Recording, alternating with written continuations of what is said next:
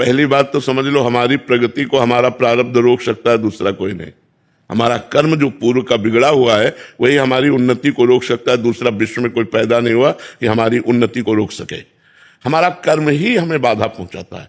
को न काहू के सुख दुख कर दाता, निज कृत कर्म भोग सुन भ्राता। हे भाई, कोई किसी को सुख दुख नहीं देता, अपना किया हुआ कर्म ही कहीं सुख देता है और कहीं दुख देता है। तो आज हम अच्छे कर्म कर रहे हैं, पीछे बुरे कर्म किए हैं, तो अच्छे कर्म करते हुए भी हमें आज दुख भोगना पड़ेगा, क्योंकि पीछे हमारे बुरे कर्म रहे हैं। आज हम बुरे कर्म कर रहे हैं लेकिन पीछे अच्छे कर्म किए, तो बुरे कर्म करता हुआ भी वो सुखी दिखाई देगा, क्योंकि उसने पीछे अच्छे कर्म किए हैं। अभी जो कर्म कर रहे हैं इनका आगे परिणाम हमको मिलेगा। तो लोग अगर हमसे ईर्ष्या करते हैं, खिलाफत करते हैं, तो इनसे कोई फर्क पड़ने वाला नहीं है। हमको अपने सत्मार्ग में चलते रहना चाहिए। हम नीचा देखेंगे तो हमारे कर्म से, हम पतित होंगे तो हमारे कर्म से, हमारी अवनति होगी तो हमारे कर्म से, लोगों से नहीं।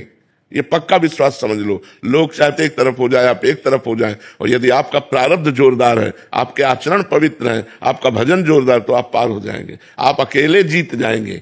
और अगर पूरा भारत आपके साथ है और आपका कर्म बिगड़ा हुआ है, तो आपको कदम कदम पे दुख भोगना पड़ेगा, कोई साथ नहीं आएगा, कोई साथ नहीं। हमारा कर्म ही हमको सुख दुख देता है। ये सिद्धांत को समझ लिया जाए तो हम दूसरों पर आरोपित नहीं करेंगे कि ये भाई हमें से ईर्ष्या करके हमको दुख देते हैं। नहीं, वो इनके अंदर जो ईर्ष्या पैदा हुई वो हमारा कर्म है।